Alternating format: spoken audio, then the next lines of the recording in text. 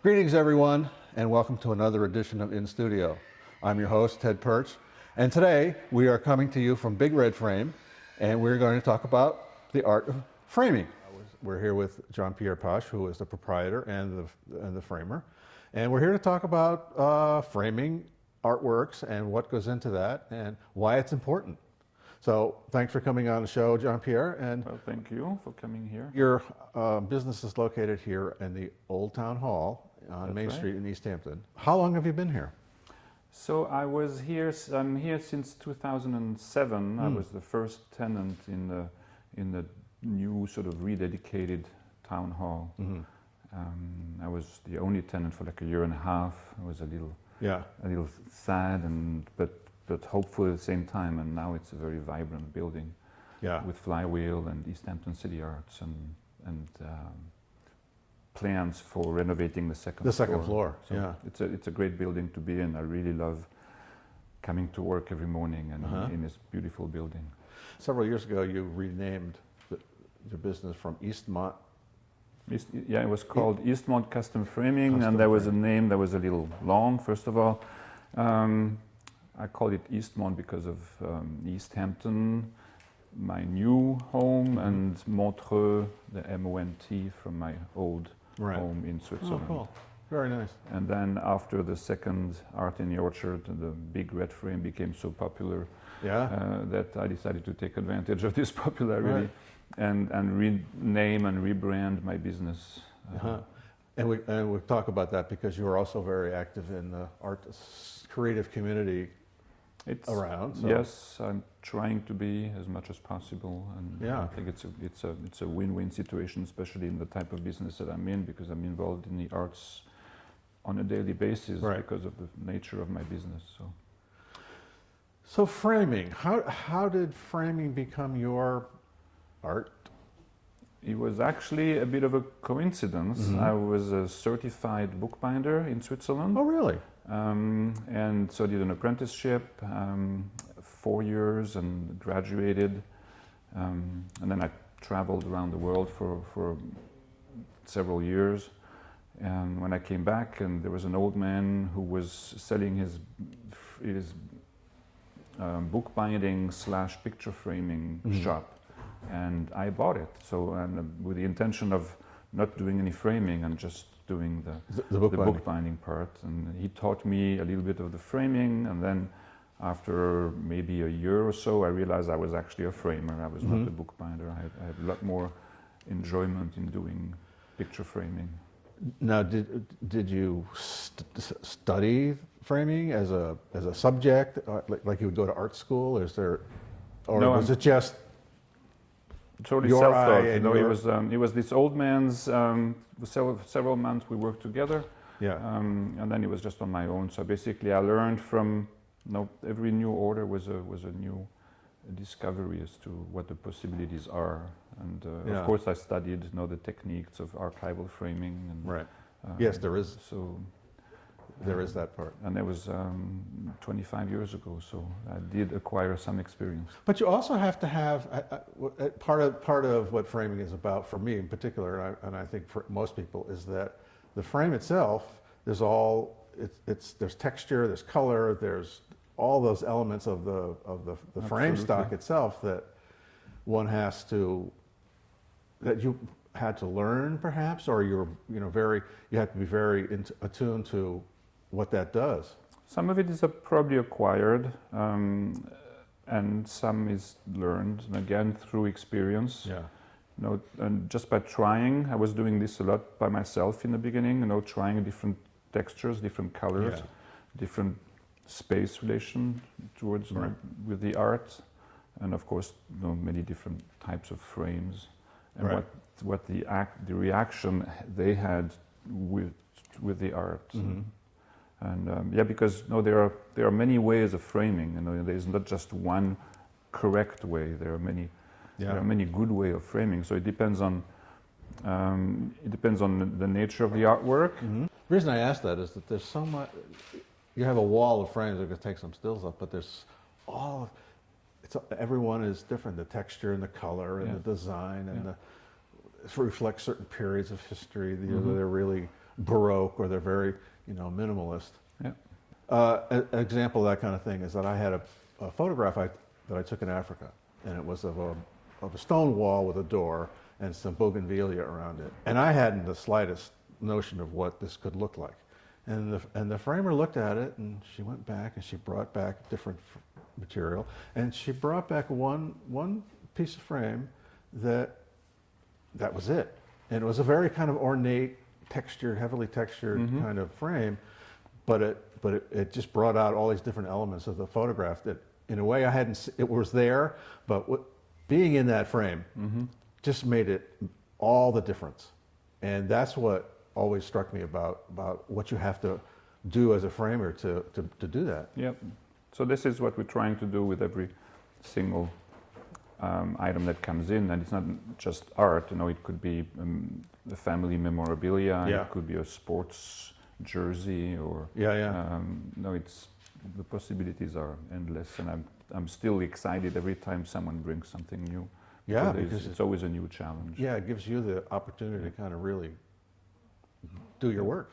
So it's a little bit like you have all those ingredients on the wall and on your drawers, and it's coming up with the correct ingredients to actually make that recipe. Yeah. That person likes, that works with the artwork, but also that the customer likes. I've been reading a little bit before I came about kind of the history of framing it, because I was wondering, well, has artwork always been framed? Is it, because it is such an integral part of an art piece. And it appears as though you go back all the way to even to the ancient Egyptians, that they felt the need to create a margin around certain images to separate them from others, but also to draw your attention. I mean, a frame really functions to draw your attention into a particular scene. Yeah, I didn't study the history of framing, but I can absolutely relate to that. Because that's what happens. A frame does create a space around the art. It also helps, as you mentioned, to separate the art from the space around it. So there are that element of framing that's interesting. What we also do a lot in framing is to take care of the artwork, to make sure that the artwork is not going to be damaged by either the wrong materials, the wrong mounting techniques, or by the light, like the UV rays of any light, even those here, are damaging to any artwork. So we use the UV glass, UV conservation, or museum quality glass, and all acid-free or sort of archival quality materials.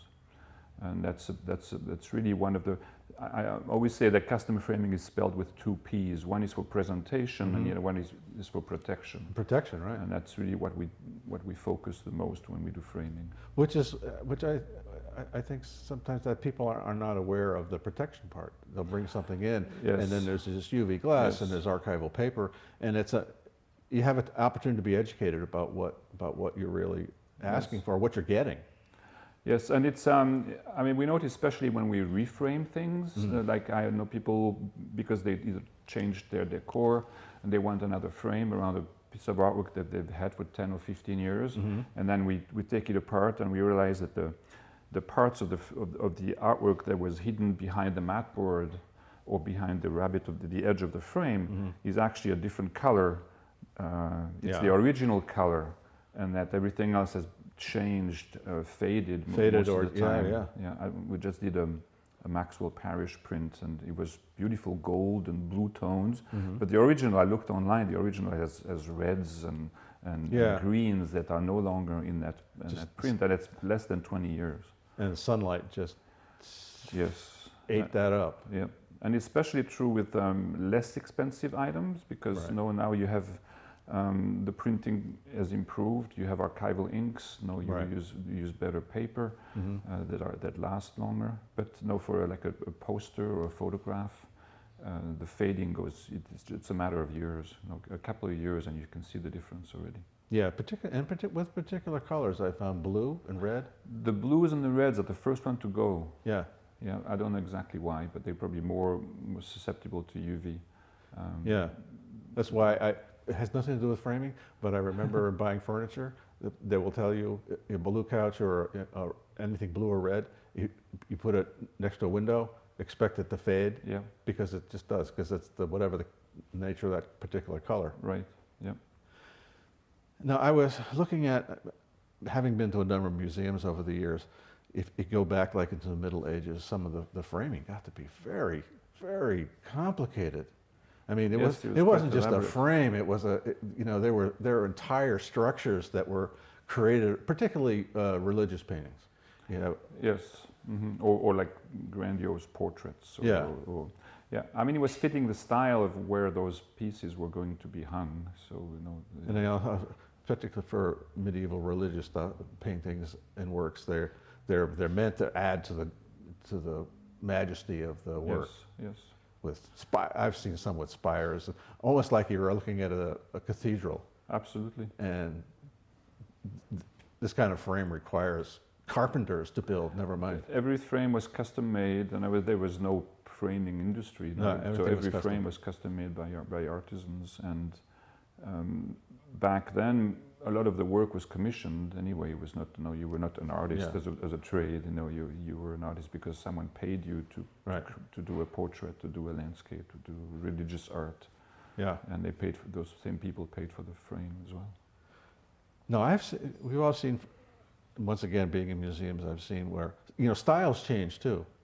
Mm-hmm. You see some of the kind of the standard is the very ornate gold frame around paintings of 18th century and going back. Even now, some. Even now, yeah, and all the 19th century and early 20th century, painters had pretty serious gold gilded pretty frames. Serious, yes. Some of the and now it's maybe we go a little bit more towards minimalist. You don't want the frame to overwhelm. Yeah, I've seen some, and maybe it's just me, but I've seen some small paintings that have these large gold frames around them. And it's like, to me, it's like you totally overwhelm the picture. There's a big challenge in framing small pieces. So that's true. Actually, the idea of using a large frame is I use it quite often, but maybe not crazy ornate. Just because you need to create space around the piece. Otherwise, it looks sort of insignificant on the wall. And if you have a small frame and then a small artwork, even smaller. So we tend to go.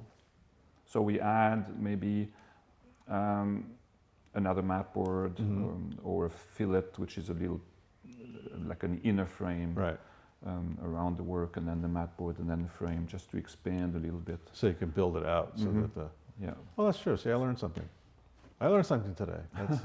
Because I look at some of those and I'm thinking, no, that's just overdone. Sometimes of course, it can be overdone too. Yeah, especially about those big gilded. And of course, styles change too, and it's kind of like, man, that frame is really ugly. To me, it's like it's so. Sometimes they're just so overdone. It's like, but they fit the style of the times. And yes. So we're here in your gallery. Your shop is in the back, and the LUZ Gallery, which is named after your daughter, as I learned before. But. Yes, it's named after my two daughters. One is called Lucy, and the other one's called Elisa. So I mixed up the name until I came up with something that sounded good, very elegant, and one V away from being elusive. So the Elusive Gallery. Yes. Where is it? So this gallery space is an active space throughout the year. You have a number of exhibitions pretty much all the time. We have pretty much a monthly show. Various different artists, local artists, sometimes not so local artists, and we have a couple of more like community events. Like for example, this show here, which is artwork done by students of the East Hampton High School. East Hampton High School. And we've been doing this for it's our 9th annual exhibit. Well, and some of the students actually come here and they frame their own work. Oh, really? In a frame cool. shop. So they get the whole. They get the whole thing. The whole experience. From conception at school to creation at school to the framing and then the exhibition. Oh, great! So That's it's a wonderful. nice little thing. And this exhibition of the high school's art is going to be up until this is until May. the next art walk, the June art walk, which Until is the June. art walks in East Hampton. So it's going to be always the the middle second. of, just for our viewers, it's going to be here until the middle of June, several more weeks. And people should come down, not just their parents, but people should come down and take a look. There's some very, very interesting pieces here for young people. It's very interesting work this year. Local artists actually went into the classrooms and they taught their art. In this case, in this gallery here, it's an artist who does a lot of collages, and so he sort of taught his skill in just a couple of hours as best as he could. And then the result is pretty stunning. It's very, and it's most of them are photographs Yes. of here in places here in town. Yes. And the way the collages are constructed creates a completely different image. Yep. And That's the images are very they just really come alive. They're You more see the dynamic promenade than all the it's time, and now pretty soon it's be a ho-hum. There's the promenade, but the one behind us here, Yep. it all cuts it up, and it's really different, and it's really nice. So people should come down. Yeah. And across the hall at ECA Gallery, this exhibition It's part of the same continues. exhibition. There are several actually galleries in town. The art walk is called Emerging Artists. Right. So it showcases artwork done by students of East Hampton Public Schools. So this will be everywhere at Art Walk, and and also with this is the high school students, but there's also an exhibit of ceramic tiles that were made by elementary school Correct. students. Yeah. And then even kindergarten artwork. And kindergarten Yes, artwork so it too. goes Emerging, they're all emerging artists. Yes. You know? Yeah. Well, If potential. Yes. you never know. You give a kid who's interested in that an experience, and they may not do anything with it, but they will carry it with them. And those that are motivated to keep going, it's a very solid kind of introduction. It was, yes, and it was On the very part of the community. important this year because, no, you may do collage on your own at home, and you never think it's actually an art form. No, you can actually create something that could be a valuable piece of art. No, same thing with painting a ceramic tile, or no. So, Well, but it is an art form. You know, there are collages that were Absolutely. that are noteworthy and famous. Picasso did ceramic tiles. It did pottery and a dishware. He used to do plates and stuff. So, yeah, it's all artwork, and collage is just one of the many avenues that art is expressed with. absolutely. Now, you are also, involved in the creative life of East Hampton and the region as well. You were one of the organizers, or tell us about Art in the Orchard. Yes, Art in the Orchard is, for those who don't know, is a biennial sculpture and installation exhibit that is held at Park Hill Orchard on Park Hill Road in East Hampton. And I am one of the co-organizers along with the owners of the orchard, Elaine and Russell, and a board of people who The overseers. help throughout the year. So it's definitely a group effort. But the original idea was a sort of a brainstorming between them and myself back in 2010. And we got a grant from the local cultural council, whose theme that year for grant was art in unusual places. And I said, well, this is like the perfect, let's bring art into an orchard. And it was very successful. We decided to make it a biennial. The second one, 2013, had like 3 times as many visitors as the first one, so about 15,000 over 12 weeks. And last year was the 3rd annual. We had 28 installations and sculptures in an expanded trail, and we had probably had over 20,000 visitors. Yeah, it's very popular, and it's a beautiful place. So you bring beautiful art or compelling art or intriguing art into a beautiful location. It's a win-win. It really is a beautiful location because it's up on a hill, Park Hill, and you look out the full length of Mount Tom is in the distance in the sky. Yeah. It's really an incredible spot, first of all. So people tell me, why are you involved in something like this? Because you know there's nothing to frame. And I said, well, it's not true. That's because not true. the landscape around the art is actually the frame. You know, it's the space that we created for the artwork that is three-dimensional. Right. But And it's still framed. And each artwork is placed in a certain spot. Exactly. There's a again, local it's frame around it. It's creating the environment around the artwork that helps bring out the best of those sculptures or installations. Right. And it's sculpture, which you don't normally see in a regular gallery. Sometimes you do, but... And installation that you don't normally see, because they are really site-specific. So the artist actually created a piece especially for this exhibition. They were inspired by the location. Yeah, that's right. And this couldn't be anywhere else but there as well. So it couldn't be anywhere. And then there is the big red frame. And there's, yes, and at the beginning or wherever, there's the big red frame. You can't miss it. Yes. And you stand in the big red frame, and you can frame the whole thing. You can stand there and look, and you have the landscape, and you have people and the art, some of the artwork around. And it's amazing, again, you know, the effect that the frame has, because it allows people who even know this scenery by heart, who've been there many, many times, to actually look at it and say, wow, I didn't realize it looked... No, I live in such a nice place. That's right. Because they see it with a different eye. A different frame of reference. Yeah, I've been there a number of times, and you see people standing in the frame or sitting by it, having their picture taken in it, using that frame to, create their part of their experience being there. Absolutely. And never mind, they have great apples, and it's that community thing, so that there are other people there, so you get to socialize with your friends and community people, and so it's a greater experience as well. It's a great event, yeah. It's very multi-dimensional. Yeah, it's wonderful. It's great for families. They can bring the kids and especially on a nice fall day. Oh, it's perfect. It's really nice. And now recently also you have expanded your business to Greenfield. That's correct. Yeah, we had a sort of grand opening celebration a couple of weeks ago. I was approached by the owners of an existing art gallery right in downtown Greenfield. And what's the name of that? It's called The Greenfield Gallery. Greenfield Gallery. So nobody else can claim that name. Right. And they offer a pretty beautiful and open gallery space, but they also have fine art printing, and they offer also studio photography, like wedding photography. So adding custom framing to the mix was actually like a very natural extension.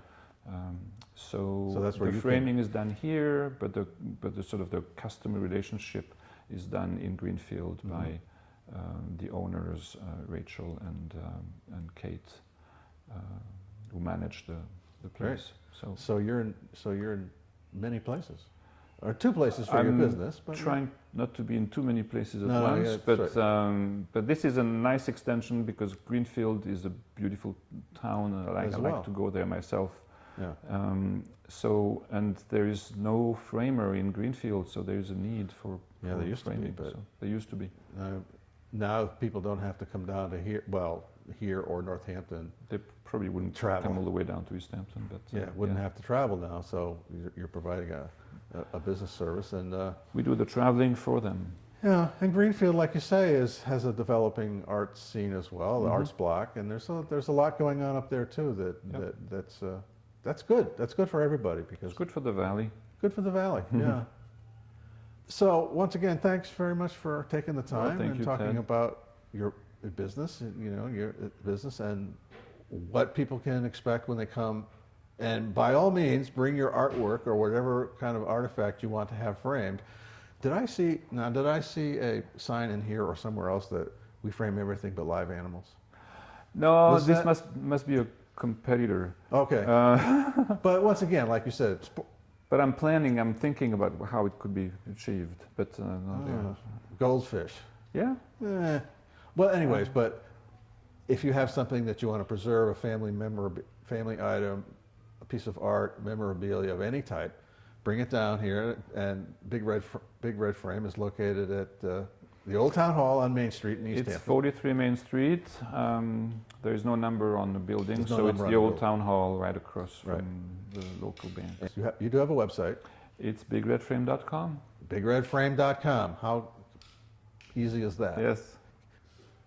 Thanks for joining us for this edition of In Studio. I'm still your host, Ted Perch, and we'll see you next time.